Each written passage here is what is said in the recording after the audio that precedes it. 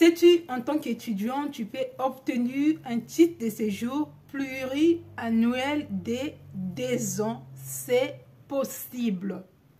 Ici, je vous partage mon expérience, les conseils, les astuces concernant Campus France, Parcoursup et autres.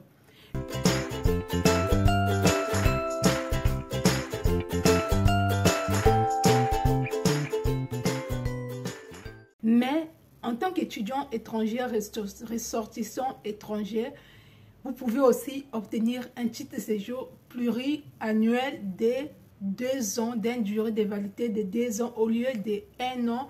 C'est possible, mais il faut respecter certains critères. Le premier critère de base, c'est de valider votre visa long séjour dès votre arrivée sur le territoire. Ça, c'est la base. Le deuxième critère, c'est le critère des ressources. Si vous voulez obtenir un titre de séjour pluriannuel de 2 ans, vous devez respecter ce critère des ressources. Voici quels sont des éléments que vous pouvez mettre dans votre dossier pour obtenir ce titre de séjour pluriannuel. Premièrement, si vous êtes étudiant étranger, que vous travaillez, vous avez un contrat de travail de 6 mois de CDD, ou de CDI, ou encore alternance, il faut mettre votre contrat étudiant dans votre dossier au moment de demander votre titre de séjour.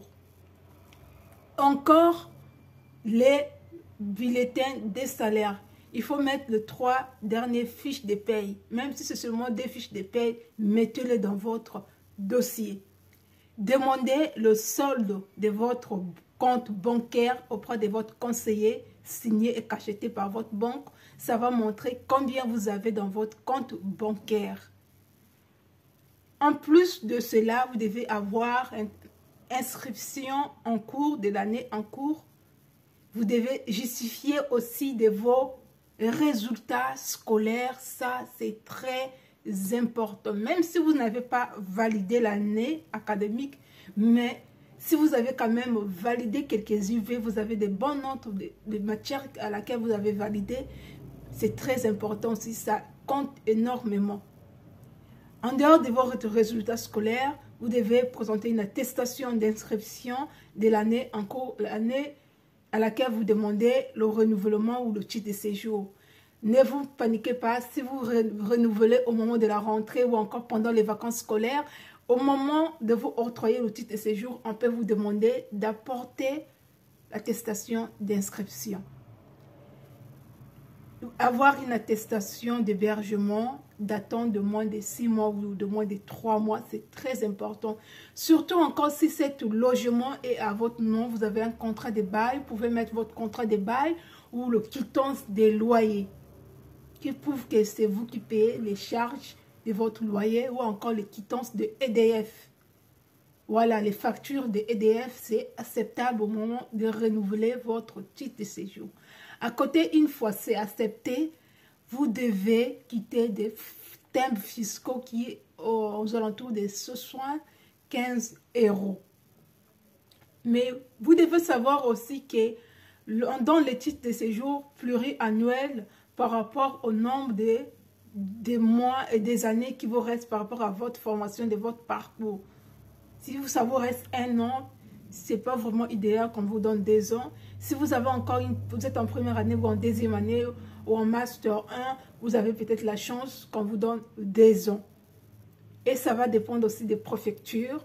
Ça va dépendre de votre dossier, de la personne qui traite aussi votre dossier. Mais la majorité des personnes que moi je connais qui ont obtenu le titre de séjour pluriannuel, majorité c'était des étudiants étrangers qui travaillaient, qui avaient un contrat étudiant de CDI ou CDD.